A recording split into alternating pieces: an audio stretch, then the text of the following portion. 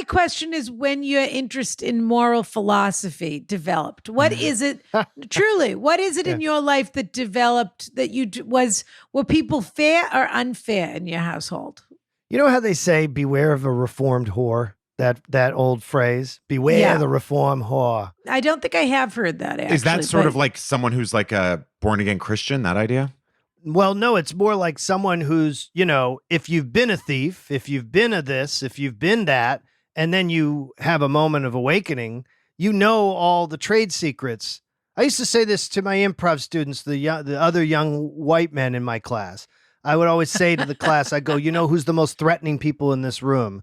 And they'd all look around and I go, the young white men, because they believe nothing they can do is wrong. Everything they do is brilliant, and they won't take a note to save their lives. And I know, because I am one, and I know you, and I see you guys, and you're on notice. That's how I used to start my 101 improv class. Wow, good for you. Wow. Yeah. So I think it's beware. So the where did your reform whore. awakening come? When did the Reformation come? I think there were two. I think there was. Are all the students you told that to Trump supporters now? Did they go the other way? They're all QAnon. Yeah, they Almost. went. I actually they heard that and ran the other exclusively, way. because I also taught a lot of geometria and Kabbalah and things in the class. So, a lot of numbers and numerology. Sure, numerology, yeah. Yeah, but I would say, like, I sort of had, I think in Los Angeles, when I moved there after Emerson and did the LA program, and I worked at Henson and a couple places, and I definitely lived a pretty hard life in LA in my late, mid to late 20s. And I think when I finally had my exodus and got to New York, I sort of was a little broken and pretty raw. And when I found improv again and in a more organized fashion, one of the things I remember approaching doing it was like, you can't allow these things to come in and sabotage this. And you have to be aware of the form, because I figured it would be leading to all the other things I kind of wanted to do. And I think one of the great principles of improv, both behind the scenes with the group you work with and in front of the audience, is sort of radical truth, like the idea of really radically expressing what's happening with you in that moment, whatever that is.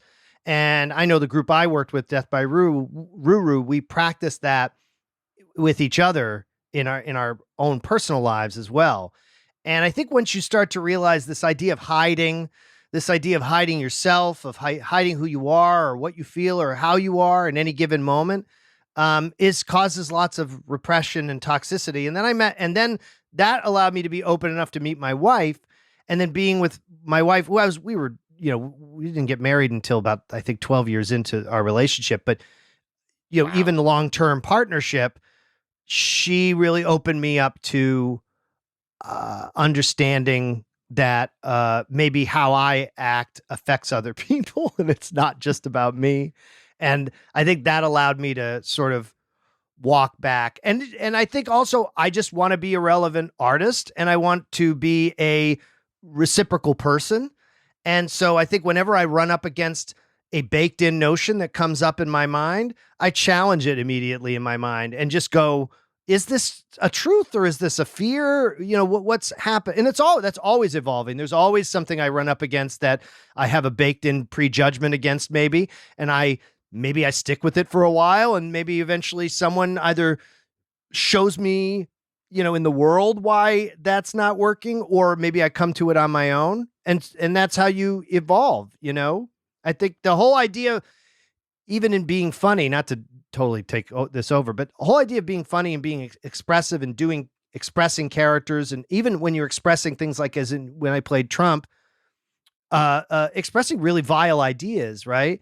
It's not only the way you present that, how you carry that, but also what's the goal of what you're expressing? Like, am I doing my Trump humor just as a Trojan horse to do bigotry, to do misogyny, to do homophobia? Yeah. Right. Or am I doing it to, it's not to illuminate. I mean, you can illuminate it, but people know that. Satire? Is it But actual it's to satire? satirize it. Yeah. And so there's skill involved, I think, in that. And Without just having an excuse to make cheap jokes. Yes. Yeah. And so I think that I had the advantage of doing that, I think, earlier than the adjustment period in art, where a lot of lazy, bad humor, low-hanging fruit humor has been excused by the greats for a long time. And I think people had enough of that. Yeah. And I still don't think it's been correct. I don't think it's shifted fully, but I think that you have a better shift and you see representation in every area in great ways. So that the notion of like, I came up in comedy of like, well, you know, maybe women can't do comedy the way men do. You know, I remember hearing that kind of shit when I was, you know, in the 90s learning comedy. And it's so crazy to think that that was even a thought in the 90s or aughts, but it was that Still people, is. and it still is. My which is personal just, opinion has remained unchanged. I think it has remained unchanged in some ways. In some ways, No, I do his think it has opinion remained is- unchanged. yeah, his Oh, your opinion. is, You'd say yeah, you yeah. have My remained personal Anti. opinion. Anti. So My just as personal an example, I think the idea is like people who bark, you know, who you know, bark at the wind about how things are changing or what you can and can't say. It's a load of garbage. It's all comedy's always been about the delivery device and also what's current with the audience. So people who are trying to trade in old tropes that don't work anymore, it's not that you're not allowed or that someone's censoring you. It's that no one wants to hear your bad dated shit anymore. And that's been going on in comedy for decades.